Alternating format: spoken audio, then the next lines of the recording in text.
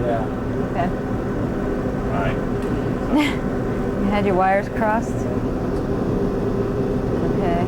So you zoom in something? Yeah. And then I can just look at the spectrum and know from a couple of diagnostic peaks that I have phenotype B, which is what was there last summer. And what would those peaks be? This is 5-methyl C25. Okay. It's 8485 and 308, 309. And then, Go ahead. and then this is 5-17-dimethyl C27. And I can tell by these 4 peaks. There's 4 ions, I should call them ions, Yeah. not peaks.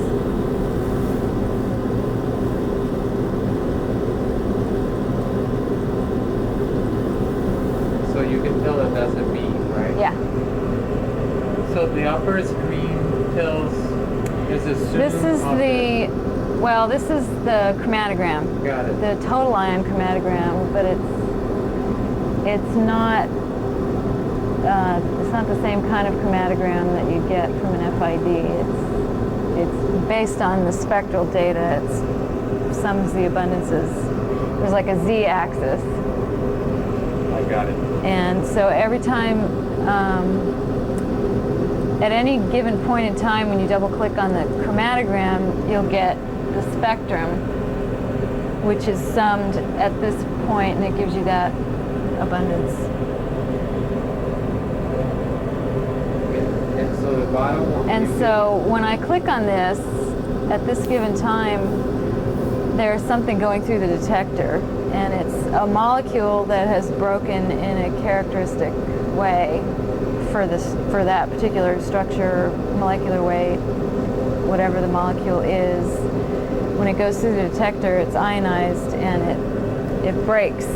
And I can look at the pieces of that broken molecule, and I know what the rules of the fragmentation are, so I can, for the most part, I can put the pieces back together, knowing what the retention time is, knowing what order things are coming out, and looking also at the spectrum, and I can identify the compounds that way. Only after seeing hundreds and hundreds of these things over the years. And so the bottom part, this thing will tell us the molecular weight or what? Each one of these lines represents the abundance of an ion of a particular molecular weight. Of a particular molecular weight. Like, for example, this one, this line here represents about 60,000 particles of molecular weight 71 AMU. Yeah. And so on and so forth, 85, 168, and I know that something that's 168 and a 169, but more 168 is a fragment with 1 methyl branch and of 11 carbons.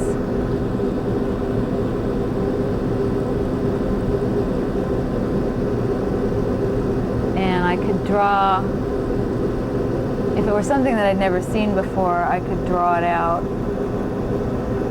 and just count carbons out. Draw it out like on a piece of paper, right? Yeah. And then sort of like figure out the possibilities Yeah. of the structure of the molecule that would Yeah. add up to what? Well, it's not so much adding up the different ions, but it's putting the pieces, because they represent different pieces, and so I have to know what those pieces might be. And where they break. And yeah. So you got to know what are the chances of that molecule to break a certain bonds, right? Right. Okay. If there's a methyl branch, it'll break inside of it more than it will break.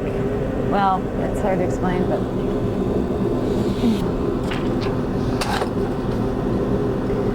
I have a, let's see, C4, C5, C20. If I have 5-methyl C25, I'll get a lot of this, 84, 85. And this is, let's see, 22. It's 308, 309. I'll get a lot more of this at the shorter end than I will of this. And I won't get any of this, or not very much, and not very much of this piece. And I just know that because that's one of the rules of mass spectrometry. That's what happens when you do a certain thing to a certain kind of molecule. And if there's 2 methyl branches, And point to me the methyl branch. this, I'm leaving off the hydrogens. These are just, this is just Yeah,